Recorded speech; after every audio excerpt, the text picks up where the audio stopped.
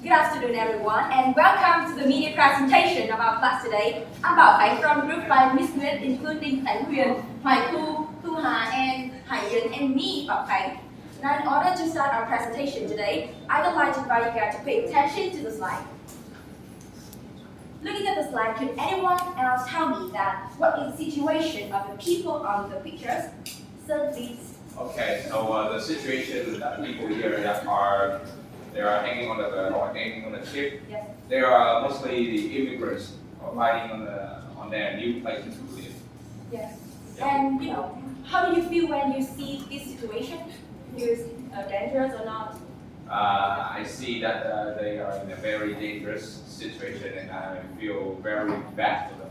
Yes, thank you, sir. And the answer from a knowledgeable person like sir is really correct. Those images is from the CBS Evening News showing the migratory shipwreck on the Mediterranean Sea on May 27, 2016. As you can see from sir's answers and also on the screen, migration is not easy. It is a very long and perilous journey to, new countries, right? But why do many people still choose to migrate? And does their migration have any effects on the society? That is also the question our group wants to discuss today, which is the causes and effects of migration to big cities. So, first I will give you the definition of migration. Migration is usually defined as the movement of humans or animals from one place to another. Also, we will have the terms big cities. Big cities here is not just referred to, the cities which have the dense population or, which are large in size, but it's also referred to a significant economic or political and cultural center of a country and an important hub for, international or regional connections or communications. So simply, we can understand that migration to big cities is the movement of people to a metropolis area to have a better life. So in order to provide you with more comprehensive information about migration, our presentation today will be divided into the three main parts. The first one is migration trend. The second one is the causes of migration, and the last one is effects of migration. Also, we will have a 5-minute Q&A section at the end of the presentation. So now we will come to the first part of our speech today, which is about migration trend. We will take an overview to the trend of migration. First, according to the International Organization for Migration, known as ILM for short, about 281 million international migrants around the world, which equates to 3.6% of the global population. And also, the ILM points out that about 3 million migrant people were, moving to another countries every week. And which you can see that from that statistics, you can see that many of the mega city residents are, originally coming from other countries. And, so do you wonder that where do they go? According to the United Nations, the primary destinations of most of the migrants, it's top four as you can see on the screen. The first one is Europe. The second one is North America, and sharing the same position is North Africa and West Asia. But yes, I think that we have the primary destination, so we also need to know about the host countries that's sending the most migrants to around the world. We can see on the slide and on the chart is here. We can also see the top 20 destinations, and also in the left side you can see about the primary host countries. The first one is India.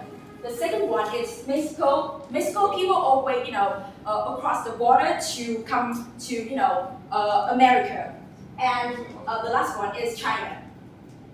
So with what I've just said, I think that we will be very, very curious about the reason why people choose to migrate to many big countries. So in order to provide you the reason for that, please welcome Khánh Huyền. Hello everybody, my name is Khánh Huyền. I think many of you will know that economy is one of the main reasons that lead to a migration trend, right? According to the economists, the fourth industrial revolution is predicted to affect half of the job worldwide.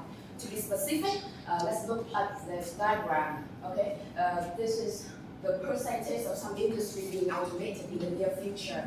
As you can see, the automation risk of agriculture and manufacturing is more than 55%. The replacement of machines in agriculture and manufacturing with two main jobs in rural areas, of course, lead to unemployment due to job disappearance or the decline in wages.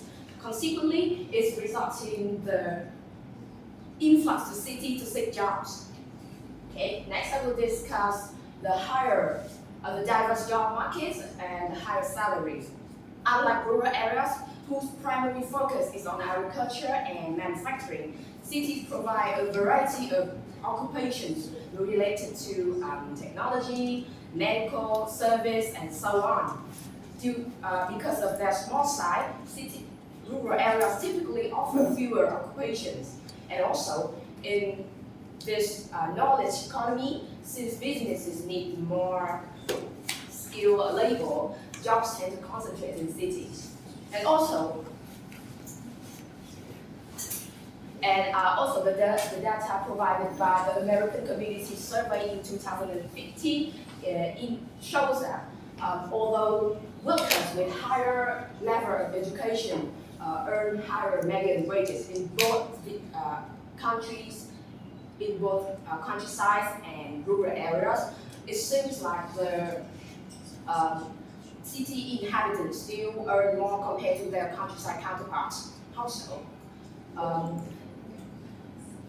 it is said that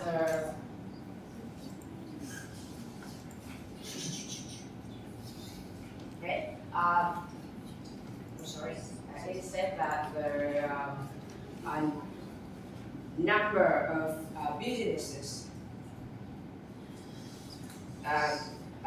number of businesses tend to locate in big cities, and because the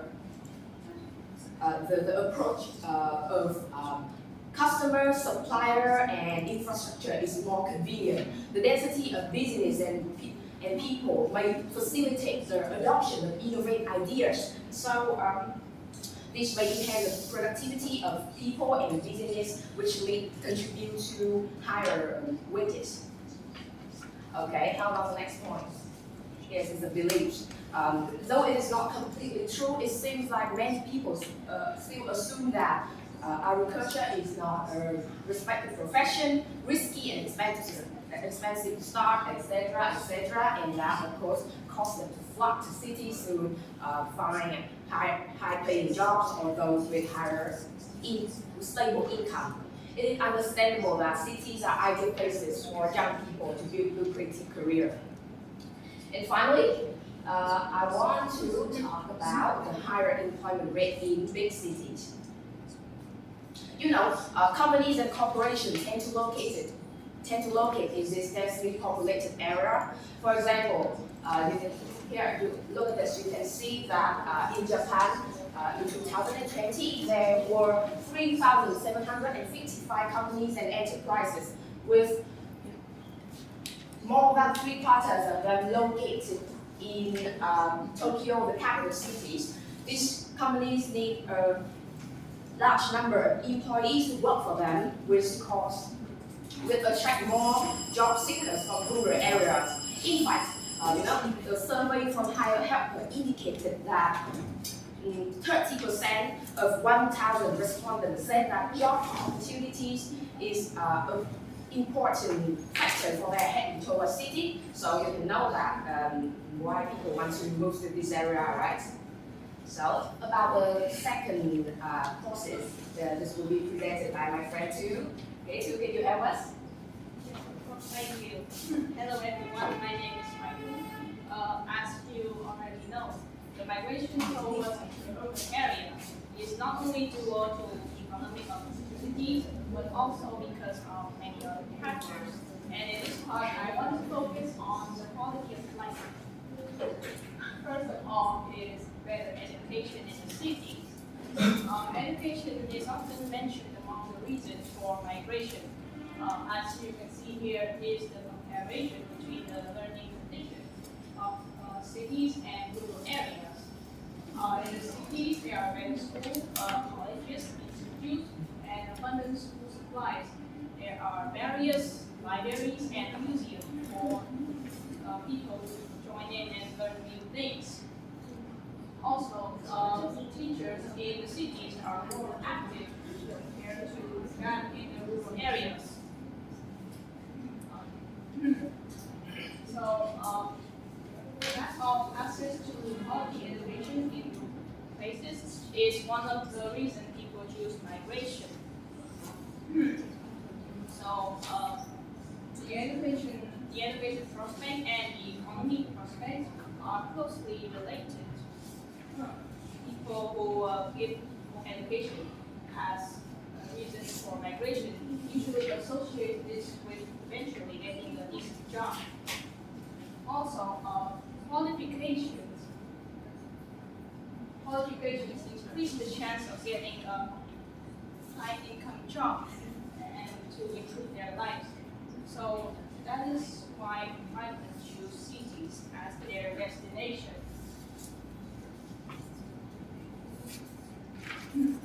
Next is the better facilities in the cities. First of all, medical infrastructures like clinics, hospitals, or dentists, pharmacies, etc., are available in the cities, as well as professional doctors and nurses. To illustrate this, let's take a look at this graph about the number of licensed doctors in urban and rural area of China. As you can see, in both places, the number of doctors has increased. However, the number of qualified doctors in urban areas is still higher than that of the rural areas. Next is there are a lot of places for entertainment in cities. There are high-end shopping malls, fancy hotels, restaurants, cinemas, and so on. Meanwhile, in rural areas, the number of entertainment facilities are rare, and not all of them are in good quality. And finally, is the high-quality transportation in the cities, such as buses or subways.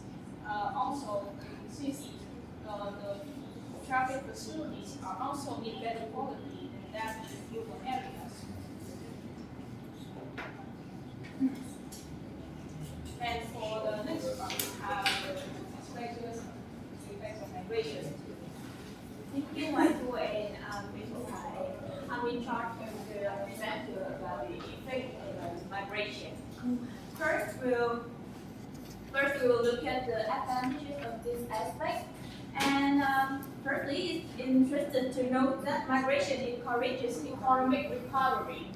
And as it is estimated in 2050, migrants contribute 6.4 to 6.9 trillion dollars, which represents about 9.4% of the world GDP.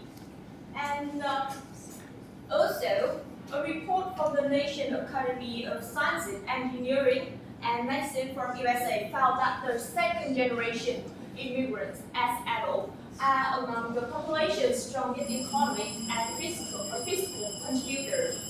And additionally, immigrants are neither a burden to the public purse nor they are a panacea for addressing fiscal challenges. And in most cities, except in those with a large share of older migrants contribute more in testing than they receive in individual benefits. For example, in Dubai and Toronto, immigrants provide an estimated about 2% of the public purse. And secondly, migration affects greatly to the labor market. As you can see in the graph here, it is clearly shown that the education status of immigrants varies considerably. And you can see here, on average, over 30% 32 area educated that are the young, and the same proportion, however, had not completed their upper secondary education. Even though most migration is not directly driven by workforce needs, immigrants are playing a significant role in the most dynamic sector of the economy. For example, new immigrants represented 22% of the entry into the into the growing occupation in New York City and 50% in London. So, what about the drawback of this aspect? On the other hand, of course, migration can lead to some drawback to both the host city and the city of origin. Firstly, to the host city, one of the major disadvantages is too much competition for jobs. In some places, who migrate are willing to take on a lower paying job than they had in their homeland just to maintain their standard of living. This is true when immigrants have a higher education level and are willing to work for less pay. Consequently, companies may neglect some employee benefit programs because they are able to save money by just using or hiring immigrant workers. Secondly, one of the negative impact that migrants can bring to the city of their origin is the loss of qualified human resources. Yes, and for example, if the doctor migrate, there's shortage of physicians in the city they live, and with high level of depression, unemployment, and other factors, these people are less likely to return to their city. Therefore, the city has to face the loss of financial stability, which can result to hyperinflation, bank run, stock market pressure, and more. And the last thing we will present today is about Hải Yến Nguyễn. Please welcome Hải Yến. And as my friend had just mentioned about the pros and cons of migration on the economy aspect, well, I'm Hải Yến, and today I'm going to present to you guys about the positive and negative effects of relocation, but about the society aspect. So first, let's move on to the positive effects first, shall we? So the migration in urban areas will help improve the quality of life. I mean that it will help improve the social life of people, as the migrants and the indigenous people would have the chance to learn about each other culture, custom, and also the languages. And it will have to improve the brotherhood. It will have to improve the brotherhood among people and enrich their diversity, cultural diversity. Yes. And moreover, in the case that migrants are more, higher skilled than the local worker, it is great, it is essential that they will transfer those skills, those knowledge and techniques to the local worker, which will, might have significant positive influences on the life development. So that is the part about positive effects. But what about the downside impacts of migration in urban areas? So, the flow of immigrants in the recipient city or country may lead to some disadvantages, like the mental and physical health of migrants are deteriorated, like the physical health issues of newly arrived migrants always appear. And one of the most frequent one is like accidental injuries, whether allergies or gastrointestinal illnesses. Yes. And not only the physical health, but also the mental health. Their mental health is also, adversely affected. Like when they just move to a new place to live and earn their living, they are far from their friends and family, and there are also unemployment, right? So they might suffer from feeling of isolation, or anxiety, or frustration, maybe. And the next impact I want to mention to you guys is the rising cost of services. Like the growing population due to migration might lead to higher demand in services like education, healthcare, medicine, or accommodation, and also food. So therefore, it results in the rise of daily expense and also higher living standards. The third impact that I want to mention to you guys is that migration will lead to a rise in disagreement between religious and cultural. So, according to the Encyclopedia of Wars, there were 6.87% of the total recorded conflict had religious and cultural differences as their main causes. And as you guys know, in some countries, racism and discrimination still exists and still remains as a alarming issue. The final impact is that migration in urban areas might lead to the overcrowding. Take London as an example. It is called the land of migrants. So because it has the largest number of migrants in the UK, accounting for 35% of the population, means that more than 3 million of people are migrants. So with a flow of 3 million people, London has become one of the most overcrowded cities in the world. So, in conclusion, our group has demonstrated the outlook of migration, two causes of migration in terms of economy and life quality reasons. And moreover, through our presentation, we also understand that the migration also have effect on economy and society effects. But somehow the negative side is dominating the positive side. So the government should come up with some idea to tackle this problem. So if you guys have any question, please tell us and we'll try our best to give you our clear explanation. Thank you for listening.